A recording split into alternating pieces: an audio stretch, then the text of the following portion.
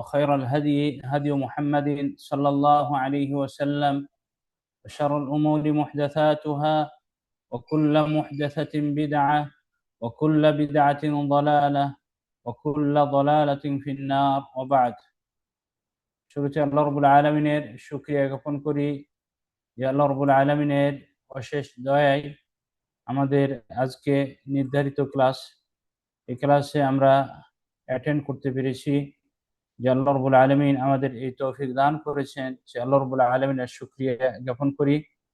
অতঃপর সালাত ও সালাম আমাদের নবী মুহাম্মদ সাল্লাল্লাহু আলাইহি ওয়াসাল্লামের প্রতি বর্ষিত হোক। আল্লাহুম্মা সাল্লি আলাইহি, আল্লাহুম্মা বারিক আলাইহি।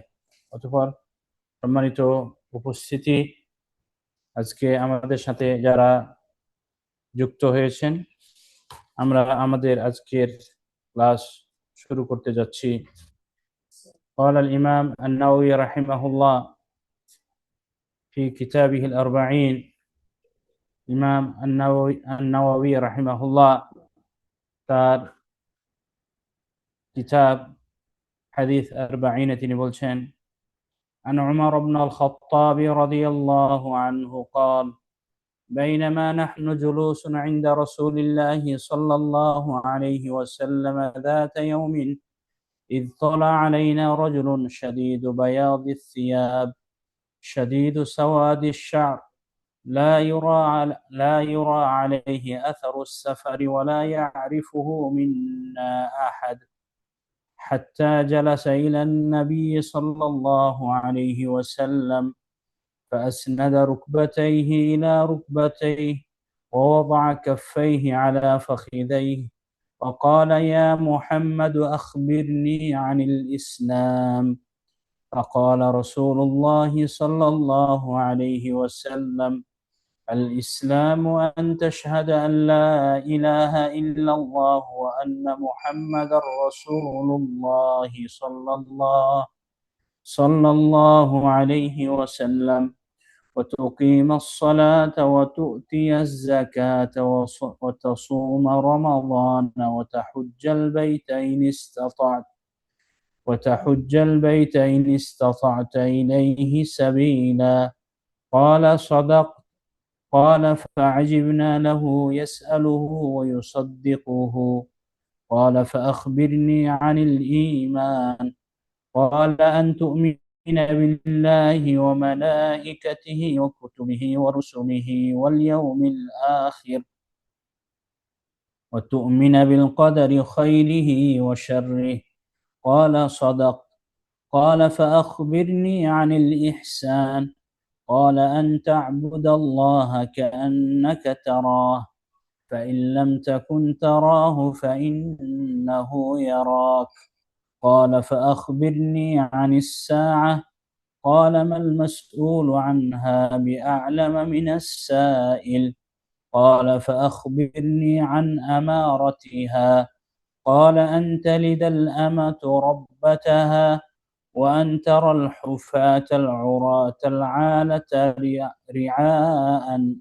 رعاء الشاء يتطاولون في البنيان، وأن ترى الحفاة العراة العالة رعاء الشاء يتطاولون في البنيان. ثم انطلق فلبثت مليا، ثم قال لي: يا عمر، أتدري من السائل؟ قلت: الله ورسوله أعلم. قال: فإنه جبريل أتاكم يعلمكم دينكم. حديث رواه الإمام مسلم في صحيحه. সম্মানিত উপস্থিতি, এই ছিল মূল হাদিস। এর সরল অনুবাদ যেমনটি এখানে এ বইয়ে করা হয়েছে। উমর ইবনে খাত্তাব রাদিয়াল্লাহু আনহু বিশিষ্ট সাহাবী, রাসূলুল্লাহ সাল্লাল্লাহু আলাইহি ওয়াসাল্লামের খলিফা উমর ইবনে খাত্তাব রাদিয়াল্লাহু আনহু বর্ণনা করেছেন, একবার আমরা আল্লাহর রাসূল সাল্লাল্লাহু আলাইহি ওয়াসাল্লামের কাছে বসা ছিলাম। এমন সময় এক ব্যক্তি আমাদের সামনে আবির্ভূত হলেন। তার পরনের পোশাক ছিল ধবধবে সাদা, মাথার চুলগুলো ছিল কুচকুচে কালো।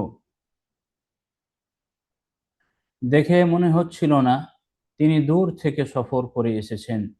আবার আমাদের কেউ তাকে চিনতেও পারছিল না। তিনি এসে আল্লাহ রসুল সাল্লাল্লাহু আলাইহি ওয়াসাল্লামের একেবারে কাছে গিয়ে আল্লাহ রসুলের হাঁটুর সঙ্গে হাঁটু মিলিয়ে আর তাঁর হাত নিজের উরুর উপর রেখে বসলেন। এরপর জিজ্ঞাসা করে বললেন, হে মুহাম্মদ, আমাকে ইসলাম সম্পর্কে বলুন। আল্লাহ রসুল সাল্লাল্লাহু আলাইহি ওয়াসাল্লাম বললেন, প্রতি উত্তরে বললেন, ইসলাম হচ্ছে তুমি এই সাক্ষ্য দেবে আল্লাহ ছাড়া কোনো সত্য ইলাহ নেই, মুহাম্মদ সাল্লাল্লাহু আলাইহি ওয়াসাল্লাম আল্লাহর রসুল।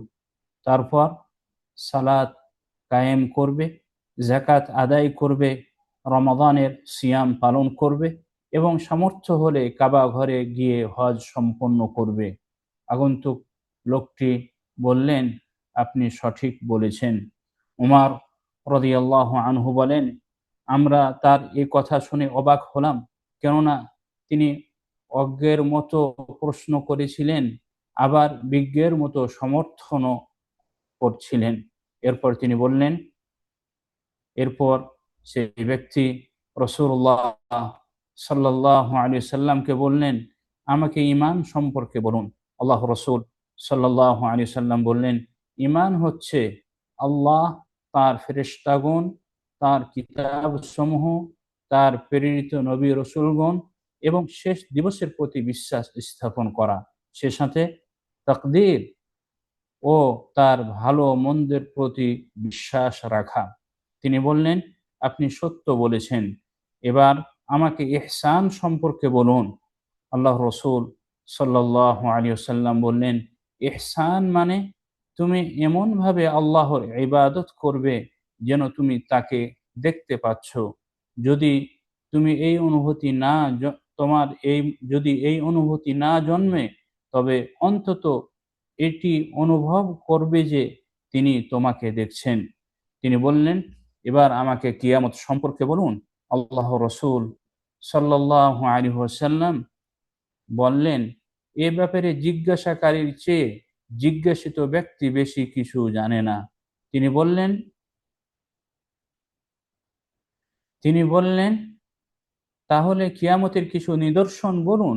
আল্লাহ রসুল সাল্লাল্লাহু আলাইহি ওয়াসাল্লাম বললেন, দাসী দাসী তার মনিবকে জন্ম দেবে এবং এককালের নগ্নপদ, বস্ত্রহীন, দরিদ্র, বকরির ছাগলদেরকে দেখবে বড় বড় দালান কোঠা নির্মাণের প্রতিযোগিতায় মত্ত হতে।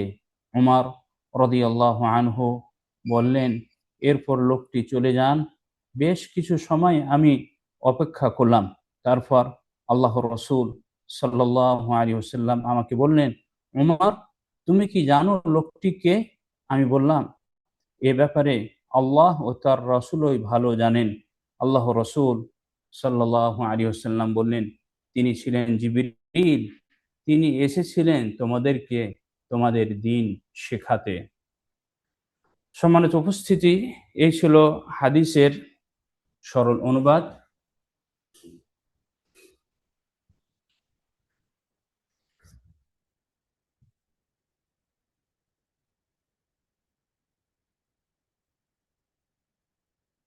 এই হাদিসটি ইমাম নাওয়ী রাহিমাহুল্লাহ বই, যেটি আমরা ব্যাখ্যা পড়ছি, এই ব্যাখ্যা বইটি এই ব্যাখ্যা এই বইটি ব্যাখ্যা করেছেন শেখ মোহাম্মদ বিন সালেহ ইবনে উসাইমিন রাহিমাহুল্লাহ। আমরা তার এই ব্যাখ্যা পড়ছি। তিনি ব্যাখ্যা করতে গিয়ে তিনি বলেন, প্রথমত যে এখানে যে ঘটনা এসেছে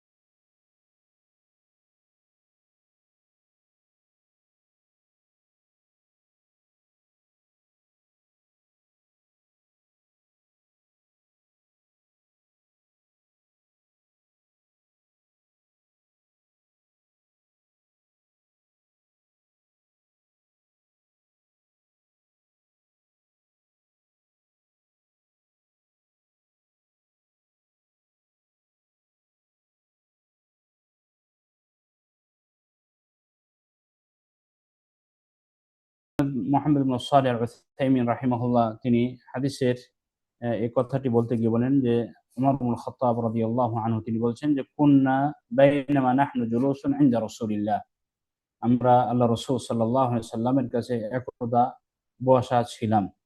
তিনি বলেন একবার আমরা আল্লাহ রাসূল সাল্লাল্লাহু আলাইহি সাল্লামের নিকট বসা ছিলাম। এই কথাটি নিয়মিত ঘটনা। সাহাবীরা সময় পেলেই নবী সাল্লাল্লাহু আলাইহি সাল্লামকে ঘিরে বসে পড়তেন। তার কাছ থেকে দ্বীনি বিষয় জানতেন। অনেক সময় কুশল জিজ্ঞাসার জন্য এভাবে বসা হতো। এমন সময় ইদ তলা আলাইনা রজুলুন, এমন সময় এক ব্যক্তি আমাদের সামনে আবির্ভূত হলেন, আগমন করলেন। এক ব্যক্তি আমাদের সামনে আগমন করলেন। আগন্তুক লোকটি অজ্ঞাত, এজন্যই এভাবে বলা। দেখতে অবিকল মানুষ হলেও তিনি ছিলেন একজন ফেরেশতা।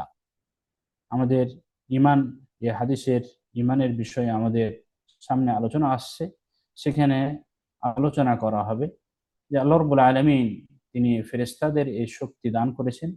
তারা, এবং এটি আমাদের সকলকে ঈমান আনতে হবে যে তারা যে আকৃতি ধারণ করার, তারা আল্লাহ রাব্বুল আলামিন তাদেরকে সে আকৃতি ধারণ করার শক্তি দিয়েছেন।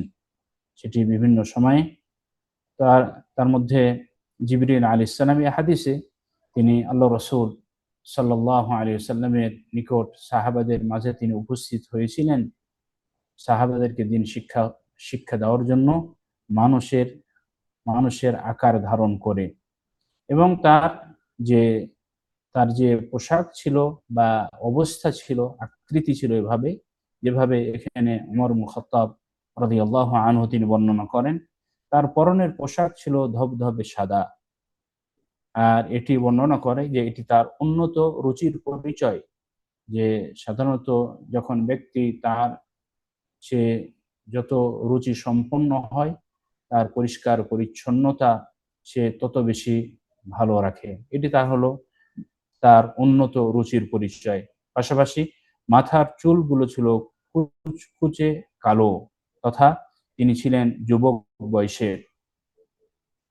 অনেক সময় হাদিসে এসেছে যে জিবরিল আলাইহিস সালাম তিনি সেই দাহিয়াতুল কালবি রাদিয়াল্লাহু আনহুর আকৃতিতে আসছেন অনেক সময়। আবার তিনি সেই অন্য সেই অপরিচিত ব্যক্তির তিনি রূপ ধারণ করে আসছেন, যেমনটি এখানে। তো সাহাবারা মনে করতেন যখন দেহিয়াতুল কালবি রাদিয়াল্লাহু আনহুর আকৃতিতে যখন আসতেন, সাহাবারা মনে করতেন যে দেহিয়াতুল কালবি, কিন্তু পরবর্তীতে আল্লাহ রাসূল সাল্লাল্লাহু আলাইহি ওয়াসাল্লাম তিনি জানাতেন না সে দেহিয়াতুল কালবি ছিল না, সে ছিল জিবরিল আলাইহিস সালাম। এরপরে এখানে যে কথাটি ইবনে উসাইমিন রাহিমাহুল্লাহ তিনি বলছেন, দেখে মনে হচ্ছিল না তিনি দূর থেকে সফর করে এসেছেন, কেননা তার পোশাক ছিল ধবধবে সাদা, মাথার চুলগুলো ছিল কুচকুচে কালো, ধুলো বালির লেশ মাত্র ছিল না তাতে, চেহারাও ছিল না সফরের ক্লান্তি। আবার আমাদের কেউ তাকে চিনতেও পারছিল না। লোকটি স্থানীয় না হওয়ায় তথা মদিনার মদিনার মদিনার অভ্যন্তরীণ লোক না হওয়ায় তাকে চিনতেও পারছিল না। তিনি এসে আল্লাহ রাসূল সাল্লাল্লাহু আলাইহি ওয়াসাল্লামের একেবারে কাছে গিয়ে বসলেন।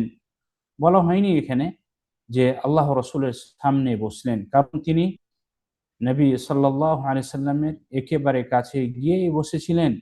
পরের অংশ থেকে সেটাই বোঝা যায়। আল্লাহ রাসূল সাল্লাল্লাহু আলাইহি ওয়াসাল্লামের হাঁটুর সঙ্গে হাঁটু মিলিয়ে আর তার হাত নিজের উরুর উপর রেখে বসলেন। বড়দের সামনে এভাবে বসাকে আদব মনে করা হয়। ব্যক্তিত্ব সম্পন্ন ব্যক্তির সামনে এভাবে বসা, এটি আদব আদব বহন করে এবং আদব প্রমাণ করে। এরপর তিনি বললেন, আগন্তুক ব্যক্তি প্রশ্ন আকারে নবী মুহাম্মদ সাল্লাল্লাহু আলাইহি সাল্লামকে বললেন, হে মুহাম্মদ। ইয়া রাসূলুল্লাহ না বলে এখানে বললেন ইয়া মুহাম্মদ। এখানে একটি অত্যন্ত গুরুত্বপূর্ণ একটি বিষয় এখানে ইঙ্গিত করা হচ্ছে। সেটি হলো যে তিনি আল্লাহ রাসূল না বলে বললেন ইয়া মুহাম্মদ, এভাবে বললেন যাতে লোকজন মনে করে যে তথা সাহাবা যারা উপস্থিত ছিলেন তারা যেন মনে করে যে তিনি একজন বেদুইন, তথা যারা মরুভূমিতে যারা কি করে অবস্থান করে বসবাস করে তারা।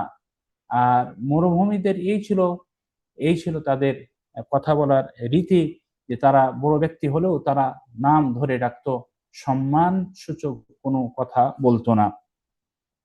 কেননা বেদুনরা নবী সাল্লাল্লাহু আলাইহি সাল্লামকে এভাবে নাম ধরে রাখতো। আর স্থানীয়রা তাকে, তথা মদিনায় যারা বসবাস করত তারা তাকে ডাকতো নবী বা রসুল বলে, এভাবে ইয়া নবী আল্লাহ বা ইয়া রসুল আল্লাহ এভাবে বলে ডাকতেন। আমাকে ইসলাম সম্পর্কে বলুন, ইসলামের পরিচয় ও মৌলিক ব্যাপারগুলো আমাকে জানান। আখবিরনি আনিল ইসলাম থেকে, তথা ইসলামের মৌলিক যে বিষয়গুলো মানলে, যে বিষয়গুলো প্রতি আমল করলে একজন ব্যক্তি মুসলিম হিসেবে নিজেকে পরিচিতি দিতে পারবে, সেই বিষয়গুলো আমাকে বলুন। আল্লাহ রসুল সাল্লাল্লাহু আলাইহি ওয়াসাল্লাম তিনি উত্তরে বলেন, ইসলাম হচ্ছে তুমি এই সাক্ষ্য দেবে আল্লাহ ছাড়া কোনো সত্য ইলাহ নেই, মুহাম্মদ সাল্লাল্লাহু আলাইহি ওয়াসাল্লাম আল্লাহ রসুল। সাক্ষ্য দেওয়ার অর্থ হলো অন্তরে বিশ্বাস করার পাশাপাশি মুখেও স্বীকার করা, মুখেও স্বীকৃতি প্রদান করা। সুতরাং কেউ যদি কেবল মুখে স্বীকার করে কিন্তু মন থেকে বিশ্বাস না করে, তাহলে সে কিছুতেই মুসলিম হতে পারবে না। কোরআনুল কারীমে আল্লাহ সুবহানাহু ওয়া তাআলা সে সে তার প্রমাণ স্বরূপ বলেন, ইল্লা মান শাহিদা বিল হাক্কি ওয়া হুম ইয়ালামুন, কেবল সেসব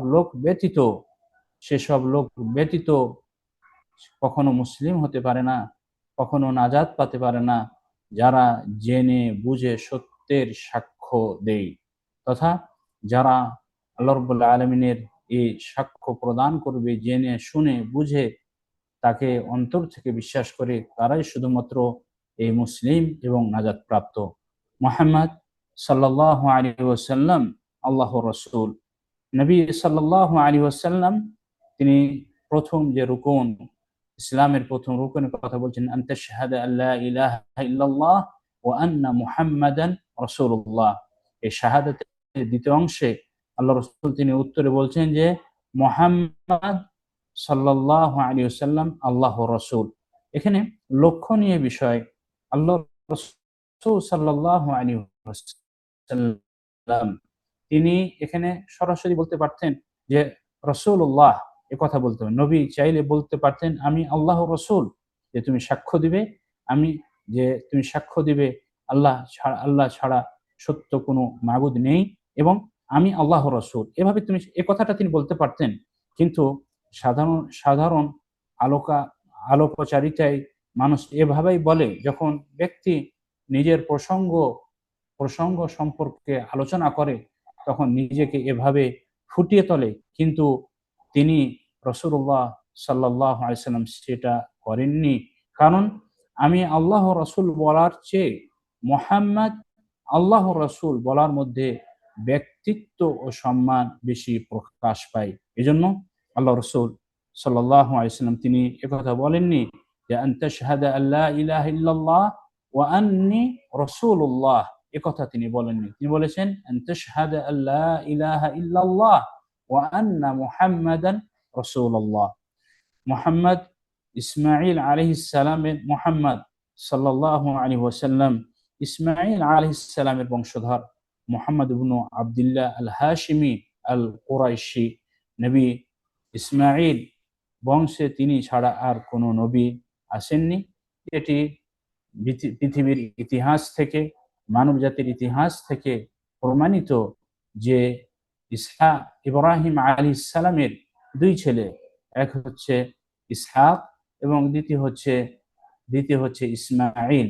ইসহাক ইসহাক ছিলেন সেই জাত থেকে বানি ইসরায়েলের বংশ আসে, এবং যতগুলো নবী রসুল এসেছে আমাদের নবী মুহাম্মদ সাল্লাল্লাহু আলাইহি ওয়াসাল্লামের পূর্ব পর্যন্ত সকল নবী রসুল ছিল ইসহাকের বংশধর।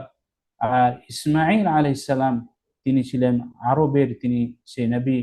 আল্লাহ রাব্বুল আলামিন হিজরত হিজরত করতে নির্দেশ দেন ইব্রাহিম আলাইহিস সালামকে তার স্ত্রী হাজার ও তার ছেলে ইসমাইলকে নিয়ে মক্কায়, এবং সেখানে তাদের সেই বাসস্থানের ব্যবস্থা। আর ইসমাইল সে আরবদের নবী, এবং তারপর থেকে তার বংশে আর কেউ নবী আসেননি। সর্বশেষ নবী আল্লাহ রাব্বুল আলামিন যার দ্বারা নবুয়াতের এই ধারাবাহিকতা তিনি সমাপ্ত টেনেছেন, তাকে তিনি এসেছিলেন ইসমাইল আলাইহিস সালাম এর বংশ থেকে, আমাদের নবী মুহাম্মদ সাল্লাল্লাহু আলাইহি ওয়াসাল্লাম। এবং এই দোয়া করেছিলেন ইসমাইল, ইব্রাহিম এবং ইসমাইল আলাইহিস সালাম কাবা নির্মাণের সময় এভাবে দোয়া করেছিলেন যে রব্বানা ওয়াবআথ ফীহিম রাসূলাম মিনহুম ইয়াতলু আলাইহিম আয়াতিকা, যে আল্লাহ রাব্বুল আলামিনের কাছে উভয়ে দোয়া করেছিলেন, হে আমাদের রব, আপনি তাদের মাঝে তাদের তাদের মধ্যে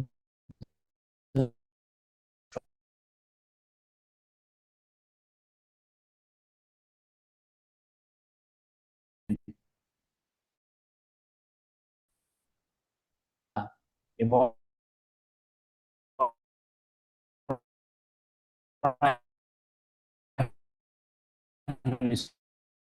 ইসমাইলের দোয়া, যে দোয়া তারা করেছিলেন সে দোয়া হিসাবে তিনি আমাকে আল-মুরসাল, রসুল বেমানা মুরসাল, যিনি প্রেরিত, যাকে প্রেরণ করা হয় তাকে বলা হয় রসুল।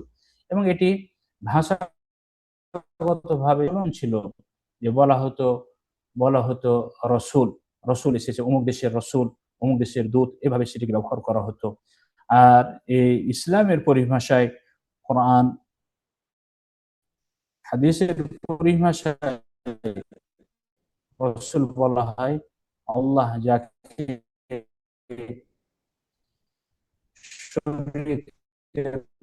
প্রচার এবং বিধান বাস্তবায়নের কাজে পাঠিয়ে, রসূলের সংখ্যা যেভাবে এসেছে যে এক আল্লাহ রাব্বুল আলামিন তিনি যুগে যুগে তিনি এই মানব জাতির হেদায়েতের জন্য, তাদেরকে হেদায়েতের পথ দেখানোর জন্য, জাহান্নাম থেকে বাঁচানোর জন্য আল্লাহ রাব্বুল আলামিন তিনি প্রেরণ করেছেন। এবং তাদের মাঝ থেকে রসুলদের সংখ্যা হচ্ছে ৩১৩ জন বা ৩15 জন। সে বদের যুদ্ধে যে সাহাবারা যারা যুদ্ধে অংশগ্রহণ করেছিলেন তাদের সংখ্যা অনুযায়ী যেভাবে সহিহ হাদিসে উল্লেখ করা হয়েছে। সম্মানিত উপস্থিতি, তো এই হচ্ছে রসুল আমাদের নবী মুহাম্মদ সাল্লাল্লাহু আলাইহি সাল্লাম, তিনি হচ্ছেন নবী ও রসুল। আর নবী রসুলদের মধ্যে সর্বশ্রেষ্ঠ রসুল হচ্ছেন 5 জন। 5 জন হচ্ছে সর্বশ্রেষ্ঠ: ইব্রাহিম আলাইহিস সালাম, তার আগে নূহ আলাইহিস সালাম, ইব্রাহিম আলাইহিস সালাম, এরপরে হচ্ছে মূসা আলাইহিস সালাম, ঈসা আলাইহিস সালাম, এবং আমাদের নবী মুহাম্মদ সাল্লাল্লাহু আলাইহি ওয়াসাল্লাম। এবং যাদেরকে বলা হয় উলুল আজমি মিনার রসুল, ফাসবির কামা সাবারা উলুল আজমি মিনার রসুল, যাদেরকে উলুল আজমি রসুল বলা হয়। এবং এই 5 জনের মধ্যে সর্বশ্রেষ্ঠ হচ্ছে আমাদের নবী মুহাম্মদ সাল্লাল্লাহু আলাইহি ওয়াসাল্লাম। এবং সহিহ হাদিসে আল্লাহ রসুল সাল্লাল্লাহু আলাইহি ওয়াসাল্লাম তিনি বলেন, আনা খায়রু ওয়ালদি আদম ওয়ালা ফখর আলী, আমি এই বনি আদমের সর্বশ্রেষ্ঠ সন্তান, এরপরও আমার কোনো অহংকার নেই। আর সে হাদিস, যে হাদিসে আল্লাহ রসুল সাল্লাল্লাহু আলাইহি ওয়াসাল্লাম উল্লেখ করেন, কিয়ামতের দিন যে শাফাআতের, যে সকলে যাবে, সকল নবী রসুলদের কাছে যাবে, সর্বশেষ আমার কাছে হাসরের সেই কঠিন পরিস্থিতি থেকে বাঁচার জন্য, মাহশারের সে পরিস্থিতি, করুণ পরিস্থিতি থেকে বাঁচার জন্য, হিসাব কার্যক্রম শুরু করার জন্য সকলে নবী রসুলদের কাছে সুপারিশের জন্য যাবে, যে তারা আল্লাহর কাছে সুপারিশ করুক, তাদেরকে এই কঠিন মুহূর্ত থেকে উদ্ধার করুক। তারপরে সর্বশেষ কেউ কেউ সুপারিশ করতে সে সে সকলে ব্যর্থতা বা আপত্তি পেশ করবে, এবং সর্বশেষ যে ঈসার কাছে যাওয়া হবে, ঈসা আলাইহিস সালাম বলবেন যে মুহাম্মাদের কাছে যাও, যার আল্লাহ রাব্বুল আলামিন قد غفر الله له ما تقدم من ذنبه وما تأخر। তারপরে আল্লাহ রসুল সাল্লাল্লাহু আলাইহি ওয়াসাল্লামের কাছে আসবেন, এবং এরপরে আল্লাহ রসুল সাল্লাল্লাহু আলাইহি ওয়াসাল্লাম তিনি সেই সুপারিশ করবেন সাল্লাল্লাহু আলাইহি ওয়াসাল্লাম। এই হাদিসে প্রমাণ যে আল্লাহ রসুল তিনি হচ্ছেন এই উলুল আজমের মধ্যে সর্বশ্রেষ্ঠ রাসূল, এবং তিনি হচ্ছেন খলিলুল্লাহ। আল্লাহ রাব্বুল আলামিন যাদেরকে খলিল হিসেবে, অন্তরঙ্গ ব্যক্তি হিসেবে যাদেরকে কি করেছিলেন, রসুলদের মাঝ থেকে তিনি গ্রহণ করেছিলেন, তিনি হচ্ছেন এক আমাদের নবী মুহাম্মদ সাল্লাল্লাহু আলাইহি সাল্লাম, এবং দ্বিতীয় হচ্ছে ইব্রাহিম আলাইহিস সালাম। ওয়াত্তাখাযাল্লাহু ইব্রাহিমা খলিলা, ইব্রাহিম আলাইহিস সালামকে আল্লাহ রাব্বুল আলামিন তিনি অন্তরঙ্গ হিসেবে, তিনি তিনি বন্ধু হিসেবে গ্রহণ করেছিলেন। আল্লাহ রাব্বুল আলামিন তাদেরকে এই সম্মান দান করেছেন। সম্মানিত উপস্থিতি, এরপরে এখানে আমাদের শেখ ইবনে উথাইমিন রাহিমাহুল্লাহ তিনি বলছেন সালাত কায়েম করবে, খুশু খুজুর সাথে ধীর স্থির ভাবে সালাত আদায় করবে, যাকাত আদায় করবে। আল্লাহর সন্তুষ্টির উদ্দেশ্যে যাকাত যোগ্য সম্পত্তি থেকে উপযুক্ত ব্যক্তিকে যা প্রদান করা হয় সেটাই হলো যাকাত। এ হচ্ছে শরঈ পরিভাষায় যাকাত বলা হয়। একে বলা হয় শরীয়তের পরিভাষায় যাকাত। কাকে বলা হয়? যাকাত বলা হয় আল্লাহ রাব্বুল আলামিন আল্লাহর সন্তুষ্টির উদ্দেশ্যে যাকাত যোগ্য সম্পত্তি থেকে উপযুক্ত ব্যক্তিকে যা প্রদান করা হয় সেটাই হলো যাকাত। যাকাত যোগ্য সম্পত্তি হলো যেমন স্বর্ণ, রূপা, ব্যবসায়িক সম্পদ এবং নির্দিষ্ট প্রকারের গবাদি পশু ও উৎপাদিত ফসল। এরপরে রমাদানের সিয়াম পালন করবে। আল্লাহর সিয়াম কাকে বলা হয়?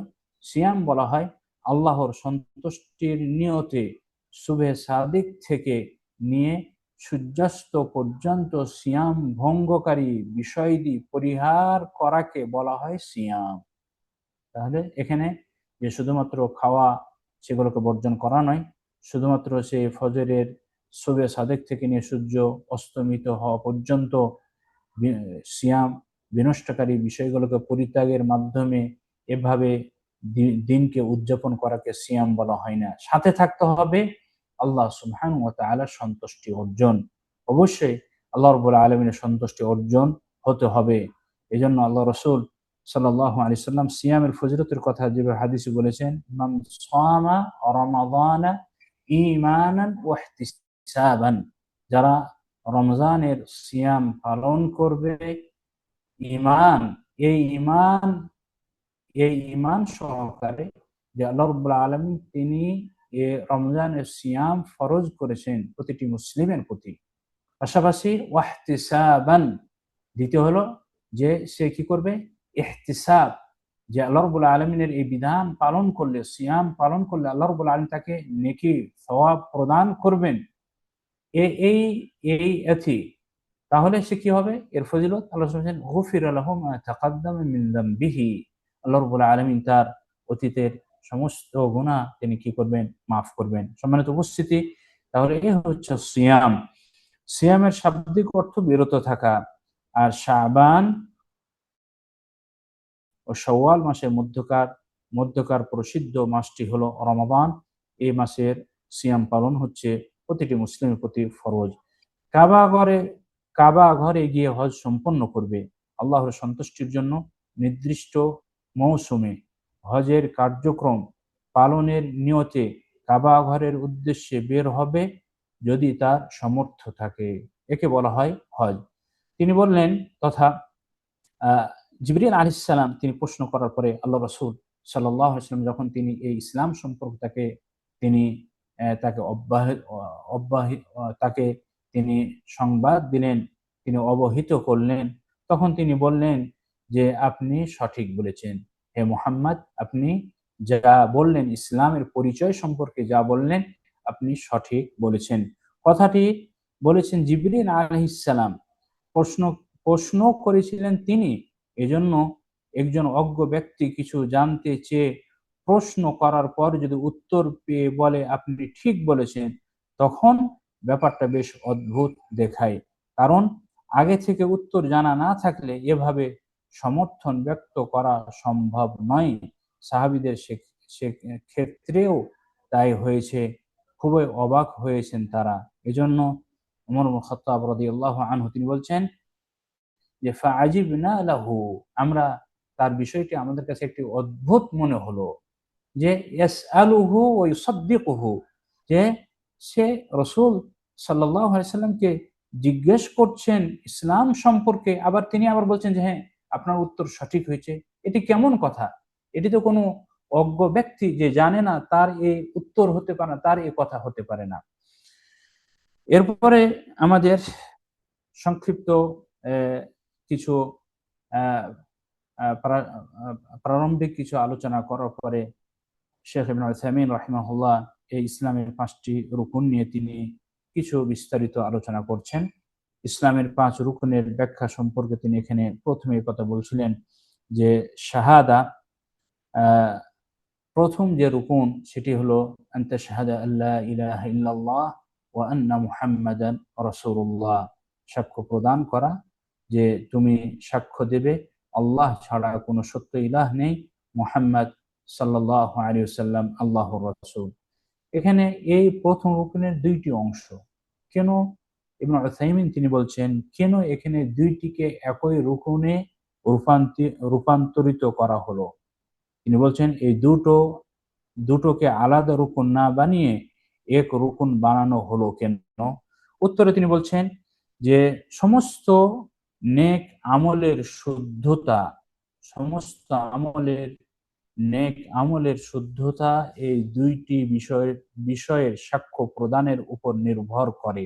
কেননা তাওহীদের সাক্ষ্য ইখলাসের প্রমাণ করে, আর মুহাম্মদ সাল্লাল্লাহু আলাইহি সাল্লামকে আল্লাহর রাসূল হিসেবে স্বীকৃতি দেওয়ার মধ্যে দিয়ে তার প্রতি আনুগত্য প্রকাশ পায়। আর বলার অপেক্ষা রাখে না, কোনো আমলে যদি এই দুটি কোনো একটি অনুপস্থিত থাকে তবে আল্লাহ সেটা কবুল করেন না।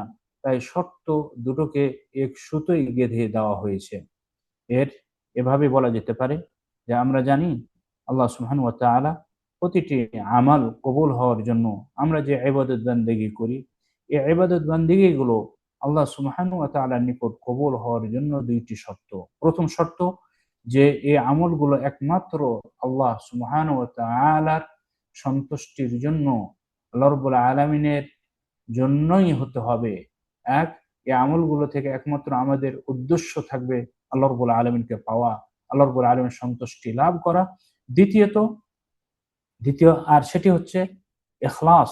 সেটি হচ্ছে এই প্রথম রুকুনের প্রথম অংশ, আন তাশহাদা আল্লা ইলাহা ইল্লাল্লাহ। আর দ্বিতীয় হচ্ছে যে সে আমলটি যেন অবশ্যই নবী মুহাম্মদ সাল্লাল্লাহু আলাইহি ওয়াসাল্লামের তরিকায় সেটি যেন কি হয়, সে আমলটি যেন তার তরিকা অনুযায়ী হয়। যদি আল্লাহ রাসূল সাল্লাল্লাহু আলাইহি ওয়াসাল্লামের তরিকা অনুযায়ী যদি না হয় তাহলে সে আমলটিও গ্রহণ হবে না, আল্লাহ রাব্বুল আলামিন তিনি কবুল করবেন না। আর এই রাসূলুল্লাহ সাল্লাল্লাহু আলাইহি সাল্লামের তরিকায় হওয়ার তার শর্ত হলো প্রথম রুকনের দ্বিতীয় অংশ, সেটি হলো ওয়া আন্না মুহাম্মাদার রাসূলুল্লাহ। আর আল্লাহ সুবহানাহু ওয়া তাআলা তিনি এই 2টি শর্তের কথা বিশেষ করে সূরাতুল কাহফের শেষ আয়াতে তিনি উল্লেখ করেছেন। যেমন আমাদের সালাফ রাহিমাহুল্লাহ তারা উল্লেখ করেছেন তার ব্যাখ্যায়, ফামান কানা ইয়ারজু লিকা রাব্বিহি ফালিয়ামাল আমালান সালিহান ওয়া লা ইউশরিক বিইবাদাতি রাব্বিহি আহাদা। ইমাম ইবনে কাসির রাহিমাহুল্লাহ তার তাফসীরে তিনি এই আয়াতের ব্যাখ্যায় তিনি বলছেন যে হুমা শুরুতু কবুল হুমা শারতান লিকবুল আল আমাল। তিনি উল্লেখ করেন যে এই 2টি হচ্ছে আমল কবুল হওয়ার জন্য শর্ত। এক, আমল হতে হবে একমাত্র আল্লাহ সুবহানাহু ওয়া তাআলার জন্যই। দ্বিতীয়, সে আমল হতে হবে নবী মুহাম্মদ সাল্লাল্লাহু আলাইহি ওয়াসাল্লামের সুন্নাত অনুযায়ী। এজন্য সম্মানিত উপস্থিতি, আমরা যেন এই বিষয়গুলো আমরা খেয়াল করি যে গত দার্সে আমরা আলোচনা করেছিলাম যে নিয়তের যে তার নিয়ত, এই নিয়তই কি করে তার সেই যে কার্যক্রম এবং তার যে রয়েছে গুরুত্ব রয়েছে সেটি এখানে বিভেদ করে দেয় যে কোন আমলটি আমি আল্লাহর জন্য করছি এবং কোন আমলটি আল্লাহর জন্য করি না। যদি আমি সত্যি আল্লাহ রাব্বুল আলামিনের জন্যই যদি করি তাহলে সেই আমলটি সেটি ইবাদত বলে গণ্য হবে, আর সেটি হচ্ছে তাওহীদ। আর যদি আমি আল্লাহ রাব্বুল আলামিনের জন্য না করি, আমার স্বাভাবিক যে জীবন সেভাবেই যদি আমি নামাজ পড়ি, রোজা করি, উদ্দেশ্য আমার আল্লাহর সন্তুষ্টি না এবং উদ্দেশ্য আল্লাহ রাব্বুল আলামিনের এই দ্বীনকে প্রতিষ্ঠা করা, পালন করা নয়, বরং যেভাবে আমি খাই, ঘুমাই, চলাফেরা করি, উঠা বসা করি, নিজের জীবন আমি যেভাবে করি এভাবে যদি হয়, তাহলে সেটি কখনো ইবাদত হবে না। সেটি পরিণত হবে আমার সে স্বাভাবিক জীবনের কার্যক্রমে। সেটা আল্লাহ রাব্বুল আলামিন তিনি কখনো গ্রহণ করবেন না। এজন্য এই বিষয়গুলো আমাদেরকে কি করতে হবে? আমাদেরকে গুরুত্ব দিতে হবে যে আমরা ইবাদত বান্দেগী যা কিছু করছি আমাদের এই ২ টি শর্ত অনুযায়ী হচ্ছে কিনা। যদি না হয় ২ টি এমন একটি শর্ত, যেমন এখানে তিনি বলেছেন যে দুটোকে এক সুতোয় গেঁথে দেওয়া হয়েছে, তথা এই ২ টির মধ্যে কখনো বিভেদ করা যাবে না। এই ২ টি কখনো বিচ্ছিন্ন করা যাবে না। একসঙ্গে এই ২ টিকে পেতে হবে। সম্মানিত উপস্থিতি, এরপরে আমাদের শেখ ইবনে উথাইমিন রাহিমাহুল্লাহ তিনি বলছেন, শাহাদাত সাক্ষ্য প্রদানের অর্থ কি? আল্লাহ ছাড়া কোনো সত্য ইলাহ নেই মর্মে সাক্ষ্য দেওয়ার অর্থ হলো আল্লাহ ছাড়া কোনো সত্য উপাস্য নেই বলে মন থেকে বিশ্বাস করা এবং সেটা মুখে স্বীকার করা। যেমন আমি সাক্ষ্য দিচ্ছি, কথাটার মর্ম হলো মুখে আন্তরিক স্বীকারোক্তি উচ্চারণ করছি, কারণ সাক্ষ্য বলা হয় অন্তরের কথা মুখে প্রকাশ করাকে। যে সকল বাক প্রতিবন্ধী মনের ভাব মুখে প্রকাশ করতে পারে না, তাদের ক্ষেত্রে আন্তরিক বিশ্বাস ও তার অনুকূল আচরণই যথেষ্ট। সুতরাং যে যারা বাক প্রতিবন্ধী, আমরা যারা কথা বলতে পারে না, তারা মুসলিম প্রমাণ করবে তাদের সেই মূলত তাদেরকে, যেহেতু মুখে বলতে পারে না, তাদেরকে প্রথমত আগে কি করা, প্রত্যেকের ক্ষেত্রে যেমন তার ক্ষেত্রেও অন্তর বিশ্বাস করা এবং তার মুখে যেহেতু উচ্চারণ করতে পারে না, এজন্য সে অন্তরের বিষয়টি তার কি করতে হবে, তাকে সেই তার এর মাধ্যমে আচরণের মাধ্যমে তাকে সেটিকে ফুটিয়ে তুলতে হবে যে অন্তরে যা বিশ্বাস করেছে সেটি সে এভাবে সেটি প্রকাশ করে। কেবল মৌখিক স্বীকারোক্তি ইমানের জন্য যথেষ্ট না হওয়ার অন্যতম দলিল হলো মুনাফিকরা। যে মুখে উচ্চারণ করলাম, মুখে আমি বলছি লা ইলাহা ইল্লাল্লাহ, বা কেউ বলে মুখে লা ইলাহা ইল্লাল্লাহ, কিন্তু যা বলছে আল্লাহ রাব্বুল আলামিন এর সাক্ষ্য যে মৌখিক ভাবে সে বলছে সেটি সে অন্তরে বিশ্বাস করে না, তাহলে সে কখনো মুমিন হতে পারে না, কখনো মুসলিম হতে পারে না। এর দলিল হলো মুনাফিকরা। কারণ তারা মুখে আল্লাহর একত্ববাদের সাক্ষ্য দেয় ঠিকই, তবে মন থেকে বিশ্বাস করে না, ফলে তাদের দাবি গ্রহণযোগ্য নয়। আরেকটি প্রশ্ন ও তার উত্তর, শেখ ইবনে উথাইমিন রাহিমাহুল্লাহ তিনি বলছেন যে মৌখিক সাক্ষ্যই কি ইসলামে প্রবেশের জন্য যথেষ্ট? উত্তর, হ্যাঁ, যথেষ্ট হবে যদি মনে হয় কেউ নিজেকে বাঁচানোর জন্য এমনটা করছে, তবু তাকে মুসলিম হিসেবে ধরে নিতে হবে এবং তার জান মালের নিরাপত্তা নিশ্চিত করতে হবে। এক্ষেত্রে আমরা উসামা ইবনু যায়েদ রাদিয়াল্লাহু আনহুমা কর্তৃক মুশরিক হত্যার ঘটনাটি স্মরণ করতে পারি। এখানে আমাদের শেখ ইবনে উথাইমিন রাহিমাহুল্লাহ যে মাসালাটি নিয়ে এসেছেন এটি অত্যন্ত গুরুত্বপূর্ণ মাসালা। সেটি হলো যে কেউ যদি মুখে যদি তার অন্তরের বিষয় কেউ জানে না, আল্লাহ রাব্বুল আলামিন ছাড়া অন্তরে কি আছে না আছে এটি কেউ বলার কাউরি এটি না, সম্ভব না। কিন্তু এখানে কয়েকটি অবস্থার কথা তিনি সামনে রেখে তিনি বলছেন যে মাসালা উল্লেখ করেছেন, কেউ যদি পরিস্থিতি স্বীকার, কেউ যদি মুখে উচ্চারণ করে লা ইলাহা ইল্লাল্লাহ, যেমন এখানে তিনি বলছেন যে যে নিজেকে বাঁচানোর জন্য এমনটা করছে, তবু তাকে মুসলিম হিসেবে ধরে নিতে হবে এবং তার জান মালের নিরাপত্তা নিশ্চিত করতে হবে। এক্ষেত্রে আমরা উসামা ইবনু যায়েদ রাদিয়াল্লাহু আনহুর যে ঘটনা ঘটেছিল, এক যুদ্ধে তিনি মুশরিককে হত্যা করেছিলেন। মুশরিকটি যুদ্ধের ক্ষেত্রে থেকে পালাতে চাইলে উসামা তাকে ধরে ফেলেন, হত্যা করতে এগিয়ে যান। সে তখন বলে উঠে লা ইলাহা ইল্লাল্লাহ। তাকে উসামা রাদিয়াল্লাহু আনহু মনে করেন লোকটা তার নিজের জান বাঁচানোর জন্য তাকে ধোঁকা দিচ্ছে, তাই তাকে হত্যা করে ফেললেন। এরপরেও যখন সে লা ইলাহা ইল্লাল্লাহ বলল, তখন সেই মুশরিক ব্যক্তি যখন লা ইলাহা ইল্লাল্লাহ বলল, উসামা রাদিয়াল্লাহু আনহু মনে করছেন যে আমার তরবারি, তিনি বলেছেন আল্লাহ রসুলকে যে হে আল্লাহ রসুল আসছে, যে আল্লাহ রসুল আমি কি করেছি তাকে, সে জানছে যে সে আমাকে ধোঁকা দিবে, সে পালিয়ে যাবে এবং সে হয়তো ফের পরবর্তীতে আমাকে হত্যা করার চেষ্টা করবে, এই জন্য আমি তাকে কি করেছি, হত্যা করেছি। ঘটনাটি নবী সাল্লাল্লাহু আলাইহি সাল্লামের কানে গেলে পরবর্তীতে কোন এক সাহাবী এই বিষয়টি তিনি আল্লাহ রসুল সাল্লাল্লাহু আলাইহি সাল্লামের কাছে উপস্থাপন করেন। তিনি বলেন লোকটা লা ইলাহা ইল্লাল্লাহ বলার পরও তুমি তাকে হত্যা করলে কেন? আল্লাহ রসুল সাল্লাল্লাহু আলাইহি সাল্লাম তাকে উসামা রাদিয়াল্লাহু আনহুকে কথা বললেন যে আল্লাহ রসুল সাল্লাল্লাহু আলাইহি সাল্লাম, আল্লাহ রসুল সাল্লাম বললেন যে সে তো লা ইলাহা ইল্লাল্লাহ বলেছে, আর কেউ যদি লা ইলাহা ইল্লাল্লাহ বলে তাহলে তাকে কোনো অবস্থায় হত্যা করা যাবে না, তুমি কেন তাকে হত্যা করলে? উসামা রাদিয়াল্লাহু আনহু বলেন, আল্লাহর রসুল, সে তো কথাটা বলেছে জান বাঁচাতে, মন থেকে নয়, অন্তর থেকে কথা বলেনি। সে বলেছে শুধুমাত্র নিজেকে বাঁচানোর জন্য, তরবারি থেকে বাঁচার জন্য সে কথা বলেছে। নবী সাল্লাল্লাহু আলাইহি ওয়াসাল্লাম তার কথায় কান দিলেন না, বারবার বলতে লাগলেন, লোকটি লা ইলাহা ইল্লাল্লাহ বলার পরেও তুমি তাকে কেন হত্যা করলে? উসামা রাদিয়াল্লাহু আনহু তিনি এই ঘটনায় তিনি বলেন, উসামা বলেন, এই ঘটনায় আমি এতটাই লজ্জিত ও অনুতপ্ত হই, এক পর্যায়ে মনে হতে থাকে আজকের আগে যদি ইসলাম গ্রহণ না করতাম। এতই ছিল। আল্লাহ রসুল সাল্লাল্লাহু আলাইহি ওয়াসাল্লাম সে হাদিসে অন্য অন্য রিওয়ায়াতে এসেছে, তিনি বলছেন যে ফাকাইফা বিকা ইযা জাআ বিলা ইলাহা ইল্লাল্লাহ ইয়াউমাল কিয়ামা, কিয়ামতের দিন যদি সে ব্যক্তি যদি লা ইলাহা ইল্লাল্লাহ নিয়ে উপস্থিত হয় তাহলে তোমার কেমন হবে, তোমার কি উপায় হবে হে উসামা? এভাবে এমনটি ঘটনা আরেকজন সাহাবী, বিখ্যাত সাহাবী, তার ক্ষেত্রেও ঘটেছিল। সেও এভাবে তাদেরকে হত্যা করেছিল। সেটি ছিল অন্য অন্য আরেকটি প্রেক্ষাপট। সেটি হলো খালিদ বিন ওয়ালিদ রাদিয়াল্লাহু আনহু।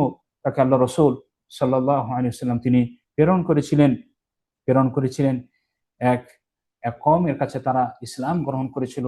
আল্লাহ রাসূল সাল্লাল্লাহু আলাইহি ওয়াসাল্লাম তাকে প্রেরণ করেছেন তাদেরকে দ্বীন শিক্ষা দেওয়ার জন্য। তো যখন সেখানে খালিদ বিন ওয়ালিদ রাদিয়াল্লাহু আনহু যখন পৌঁছলেন সেই কওমের কাছে, সেখানে যাওয়ার পরে তারা এমন একটি শব্দ ব্যবহার করলো তাকে দেখে, খালিদ বিন ওয়ালিদ রাদিয়াল্লাহু আনহুকে দেখার পরে, যেটি খালিদ বিন ওয়ালিদ রাদিয়াল্লাহু আনহু সেটি তিনি বুঝেছেন যে এর অর্থ যে তারা ইসলাম পরিত্যাগ করেছে, সবানা বা এ ধরনের শব্দ ব্যবহার করেছিলেন। তো খালিদ বিন ওয়ালিদ রাদিয়াল্লাহু আনহু তাদের এই শব্দ না বুঝে, তাদের সে মনের ভাব না বুঝতে পেরে তারা মুসলিম হয়েছে মনে করেছিল যে তারা ইসলাম থেকে আবার তারা ইসলামকে পরিত্যাগ করেছে। তারপর তাদেরকে হত্যা করে। পরবর্তীতে আল্লাহ রসুল সাল্লাল্লাহু আলাইহি সাল্লামের কাছে যখন এই সংবাদ পৌঁছে, আল্লাহ রসুল সাল্লাল্লাহু আলাইহি সাল্লাম একই ধরনের উক্তি তুলে ধরেছিলেন। তিনি খালিদ বিন ওয়ালিদকে বলেছিলেন, তুমি কেন তাদেরকে হত্যা করলে? এবং আল্লাহর কাছে তিনি এভাবেই বলেছেন যে আল্লাহ, খালিদ বিন ওয়ালিদ যা করেছে তার থেকে আমি নির্দোষ, এবং তার এই কর্ম থেকে আমি নিজেকে নির্দোষ আমি দাবি করছি। এভাবে সে বর্ণনায় এসেছে। সম্মানিত উপস্থিতি, সুতরাং যে বোঝা গেল আমাদের জন্য কেবল বাহ্যিক অবস্থায় ধার্তব্য, যদি মনে হয় কেউ নিজেকে বাঁচানোর জন্য এমনটা করছে, তবু তাকে মুমিন হিসেবে মেনে নিতে হবে। পরে যদি সে ইসলাম থেকে বিমুখ হয়, ইসলাম পরিত্যাগ করে, তখন তাকে হত্যা করা হবে। এমন ঘটনা কাফের সৈন্যদের বেলায় ঘটে। মুসলিমরা তাদের বন্দি করলে তারা জান বাঁচাতে বলে আমরা ইসলাম গ্রহণ করলাম। মুজাহিদরা তখন জানতে চায় এদেরকে হত্যা করা যাবে কিনা। শেখ ইবনে উসাইমিন রাহিমাহুল্লাহ তিনি বলছেন, আমি এর উত্তর দিই এভাবে যে উসামা রাদিয়াল্লাহু আনহুর হাদিস থেকে বোঝা যায় এমন লোককে হত্যা করা যাবে না, তবে নজরদারিতে রাখতে হবে। যদি কোনোভাবে বোঝা যায় সে ইসলাম থেকে বিমুখ, তবে তাকে হত্যা করা হবে, কারণ তার বাহ্যিক ইসলাম মেনে নিয়ে তাকে মুমিন ধরা হয়েছিল। এখন ইসলাম ত্যাগ করার অপরাধে তাকে হত্যা করা হবে। আর এ হচ্ছে যে উলামাদের ফতোয়া, এবং এটা হচ্ছে ইসলামের বিধান যে কোনো ব্যক্তিকে এভাবে তাকে হত্যা করা যাবে না যতক্ষণ পর্যন্ত সেটি প্রতীয়মান না হবে। আরেকটি বিষয় যে এক্ষেত্রে যদি হত্যাই করতে হয়, যে সে ইসলাম গ্রহণ করার পরে আবার পরবর্তীতে ইসলাম পরিত্যাগ করেছে, আর তাকে যদি হত্যাই করতে হয়, তাহলে ব্যক্তি এর বিচার কার্য হাতে কাঁধে তুলে নিতে পারবে না যে আমি তাকে হত্যা করব না। এটি দায়িত্ব হচ্ছে সরকারের। সরকার এই বিধান কার্যকর করবে। যদি কাফের ব্যক্তি কেবল লা ইলাহা ইল্লাল্লাহ বলে, মুহাম্মাদুর রাসূলুল্লাহ না বলে, তাহলে তার সাক্ষ্য গ্রহণযোগ্য নয়। এখানে আরেকটি বিষয়, যে সেটি হলো প্রথম যে রুকুন, ইসলাম মুসলিম হওয়ার জন্য প্রথম যে রুকুন সেটি হলো, এবং তার মাধ্যমে একজন ব্যক্তি ইসলামের গণ্ডিতে প্রবেশ করবে, সেটি হলো কি, যে শাহাদাতান, সেটি হলো শাহাদাতান, আশহাদু আল্লা ইলাহা ইল্লাল্লাহ ওয়া আন্না মুহাম্মাদান রাসূলুল্লাহ। এই যে প্রথম যে রুকুন, দুইটি অংশ, দুইটি অংশই তাকে বলে ইসলামে প্রবেশ করতে হবে। এজন্য শেখ ইবনে উসাইমিন রাহিমাহুল্লাহ তিনি বলছেন, যদি কাফের কাফের ব্যক্তি কেবল লা ইলাহা ইল্লাল্লাহ বলে, মুহাম্মাদুর রাসূলুল্লাহ না বলে, তাহলে তার সাক্ষ্য গ্রহণযোগ্য নয়। এবং সে মুমিন হতে হলে তাকে দুটো সাক্ষ্যই দিতে হবে। তবে কেউ যদি মুখে লা ইলাহা ইল্লাল্লাহ বলার পরে তার আচরণ থেকে বোঝা যায় মুহাম্মদ সাল্লাল্লাহু আলাইহি ওয়াসাল্লাম আল্লাহর রাসূল হওয়ার ব্যাপারেও তার মনোস্বীকৃতি আছে, তাহলে তার কাছ থেকে সেটা সাক্ষ্য নিয়ে নিতে হবে। হাদিসে এসেছে, আল্লাহ রাসূল সাল্লাল্লাহু আলাইহি ওয়াসাল্লাম বলেন, তাদের দাওয়াত দাও, তারা যেন এ সাক্ষ্য দেয় আল্লাহ ছাড়া কোনো সত্য ইলাহ নেই এবং আমি আল্লাহ রাসূল। শাইখুল ইসলাম ইবনে তাইমিয়া রাহিমাহুল্লাহ বলেন, নবী সাল্লাল্লাহু আলাইহি সাল্লাম এর দ্বীন ও উম্মার ঐক্যমত থেকে জানা যায় সৃষ্টিকে তথা নবী মুহাম্মদ সাল্লাল্লাহু আলাইহি সাল্লামের উম্মতকে সর্বপ্রথম যে নির্দেশ করা হয় সেটি হলো লা ইলাহা ইল্লাল্লাহ এবং মুহাম্মাদুর রাসূলুল্লাহর সাক্ষ্য দান। এর মাধ্যমে একজন মানুষ কাফির থেকে মুসলিম হয়। কিন্তু কোনো কাফির যদি লা ইলাহা ইল্লাল্লাহ সাক্ষ্য দেওয়ার পরই মারা যায়, তবে এইটুকু সাক্ষ্যই তার মুমিন হওয়ার জন্য যথেষ্ট বলে বিবেচিত হবে। কেননা নবী সাল্লাল্লাহু আলাইহি ওয়াসাল্লাম বলেছেন, দুনিয়াতে যে ব্যক্তির অন্তিম যে ব্যক্তির অন্তিম কথাটি, যে ব্যক্তির শেষ কথাটি, শেষ বাক্যটি হবে লা ইলাহা ইল্লাল্লাহ এবং এ কথা বলে মৃত্যুবরণ করবে, সে জান্নাতে যাবে। এখানে কেবল লা ইলাহা ইল্লাল্লাহকে যথেষ্ট বলার কারণ হলো মৃত্যু লোকটি পরোক্ষভাবে মুহাম্মাদুর রাসূলুল্লাহ এর স্বীকারোক্তিও দিয়েছে, সময়ের অভাবে সেটা বলতে পারেনি। লা ইলাহা ইল্লাল্লাহ সাক্ষ্যদান ইবাদতের ক্ষেত্রে আল্লাহর একত্ববাদের প্রতিনিধিত্ব করে। এই এই প্রকারের একত্ববাদকে বলা হয় তাওহীদুল উলুহিয়্যাহ, যার অপর নাম হচ্ছে তাওহীদুল তাওহীদুল ইবাদা। আমরা জানি যে তাওহীদুল উলুহিয়্যাহ, তাওহীদ তিন প্রকার। এক হচ্ছে তাওহীদুর রুবুবিয়্যাহ, তাওহীদুল উলুহিয়্যাহ, তাওহীদুল আসমা ওয়াস সিফাত। তাওহীদুল উলুহিয়্যাহ হচ্ছে, তাওহীদুর রুবুবিয়্যাহ এটা আল্লাহ রাব্বুল আলামিনের সেই রুবুবিয়তের সাথে সম্পৃক্ত এই সাক্ষ্য প্রদান করা যে এই মহাবিশ্বের সৃষ্টিকর্তা, রিজিক দাতা, পরিচালনা, যিনি পরিচালনা করছেন, যিনি একে দেখাশোনা করছেন, সবকিছুর একমাত্র যিনি হচ্ছেন রব, তিনি হচ্ছেন আল্লাহ সুবহানাহু ওয়া তাআলা, যার আলোচনা বিস্তারিত আলোচনা সামনে আসবে ইনশাআল্লাহ, আলোচনা করব ইনশাআল্লাহ। আর দ্বিতীয় হচ্ছে তাওহীদুল উলুহিয়্যাহ। এই তাওহীদুল উলুহিয়্যাহ একে আবার তাওহীদুল তাওহীদুল ইবাদা বলা হয়। অপর নাম তার হচ্ছে তাওহীদুল ইবাদা। তাওহীদুল উলুহিয়্যাহ বলা হয় আল্লাহ রাব্বুল আলামিনের দিকে সম্পৃক্ত করে, আর তাওহীদুল উবুদিয়্যাহ বলা হয় বান্দারা যে ইবাদত বান্দেগি একমাত্র আল্লাহ সুবহানাহু ওয়া তাআলার জন্য করে, এজন্য তাকে এর দিকে লক্ষ্য করে তাকে বলা হয় তাওহীদুল ইবাদা। এজন্য বলছেন যে একে বলা হয় তাওহীদুল ইবাদা। লা ইলাহা ইল্লাল্লাহ অর্থ হলো আল্লাহ ব্যতীত কোনো সত্য উপাস্য নেই, তার মানে আল্লাহ ব্যতীত আর কারো উপাসনা করা যাবে না। কেউ যদি মুখে লা ইলাহা ইল্লাল্লাহ বলে আর আল্লাহ ব্যতীত অন্য কারো উপাসনা করে, তাহলে সে মিথ্যুক। কেননা এই সাক্ষ্যদানের দাবি হচ্ছে ইবাদত করতে হবে, কারণ কেননা এই সাক্ষ্যদানের দাবি হচ্ছে ইবাদত করতে হবে একমাত্র আল্লাহ সুবহানাহু ওয়া তাআলার। এখানে কোনোভাবেই কাউকে শরীক করা যাবে না, দেখানো যাবে না। ইবাদত বান্দেগী অন্য কাউকে দেখানোর জন্য লোককৃতা ও অহংকারও করা যাবে না। সম্মানিত উপস্থিতি, এ হচ্ছে তাওহীদুল ইবাদা, এ হচ্ছে লা ইলাহা ইল্লাল্লাহ এর অর্থ। এখানে সময় সংক্ষিপ্ত। এরপরও বলতে হয় যে অনেকে যারা সে ফেরকা বাতিলা রয়েছে, কিছু কিছু ফেরকা বাতিলা, তাদের মধ্যে অন্যতম যাদেরকে বলা হয় আশায়েরা, যারা এই কালিমাতুত তাওহীদ লা ইলাহা ইল্লাল্লাহ এর অর্থ যারা করেছে, অর্থ নিয়েছে যে লা ইলাহা আই লা আলিহা।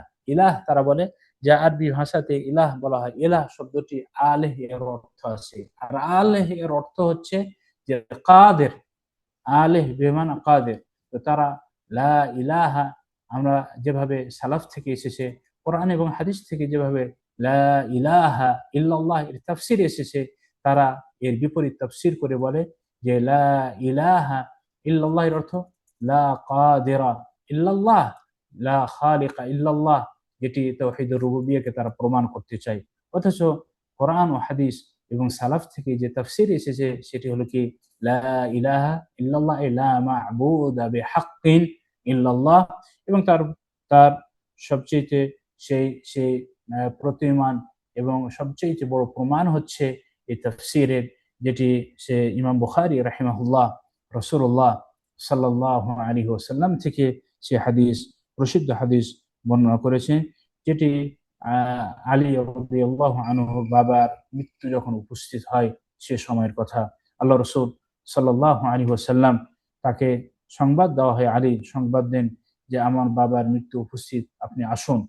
আল্লাহ রাসূল সাল্লাল্লাহু আলাইহি ওয়াসাল্লাম তার সেই প্রিয় চাচার সে তাকে শেষ অবস্থায় দেখার জন্য যান।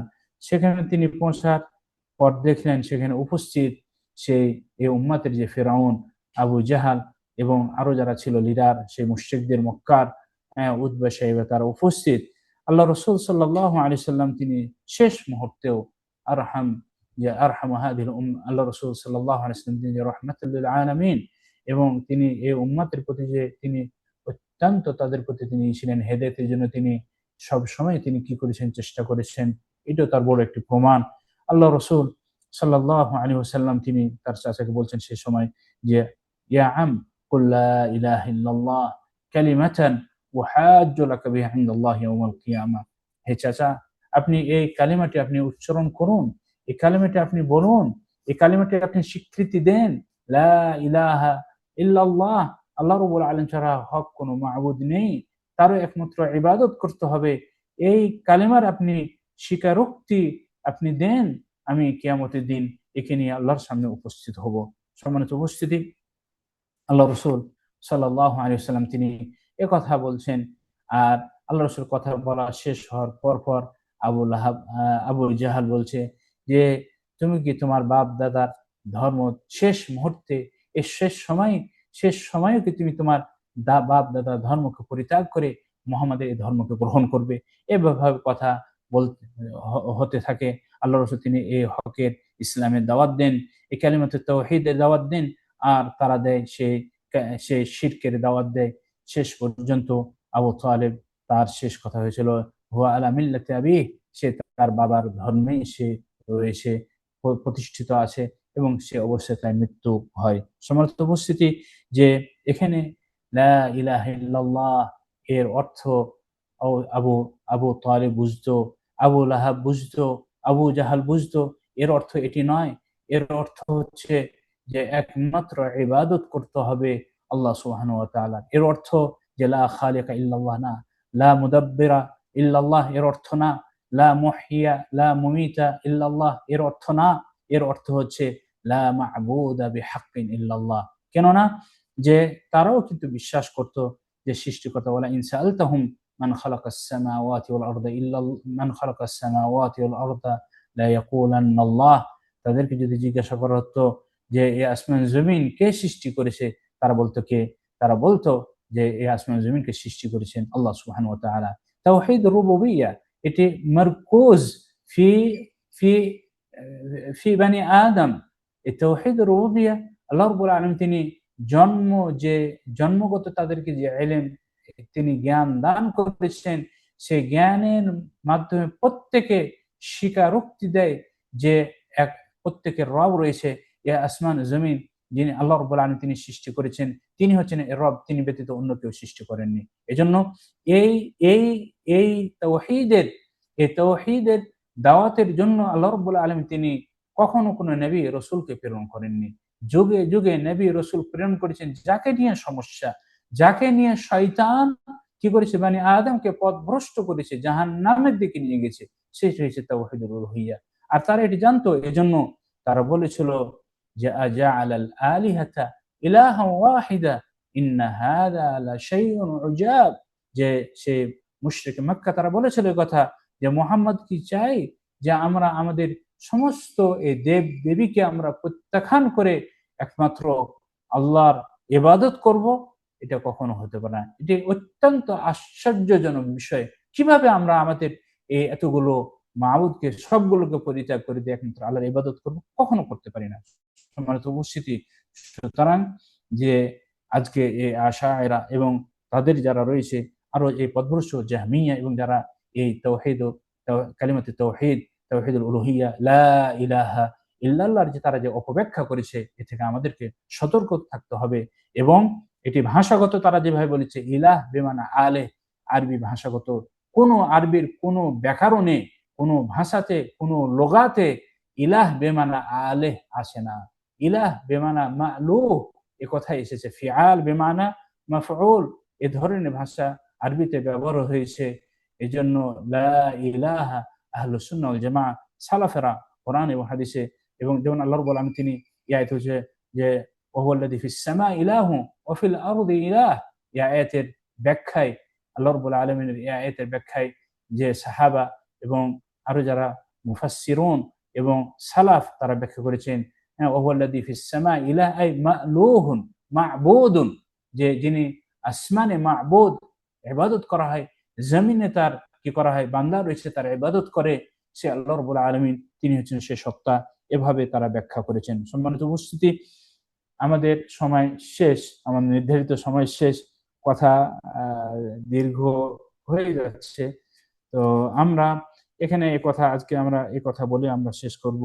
পরবর্তী আমরা আমাদের এই আলোচনা, যেহেতু আলোচনাটি অত্যন্ত গুরুত্বপূর্ণ, এজন্য সময়ের বিষয়টা খেয়াল করতে হয় এবং আমাদের এই আলোচনাও করতে হয়। এখানে যে সুতরাং যে কথা বলছিলাম সেটি হলো লা ইলাহা ইল্লাল্লাহ, এর যে কথা বলা হয়েছে, এই সাক্ষ্য প্রদান করা যে আল্লাহ সুবহানাহু ওয়া তাআলা, এর সাক্ষ্য প্রদান, এটি শুধুমাত্র মুখে হলে হবে না, সেটি অন্তরে বিশ্বাস, এবং এর একমাত্র উদ্দেশ্য হতে হবে আল্লাহ রাব্বুল আলামিনের সন্তুষ্টি, মানুষকে দেখানো না অনুভাবে।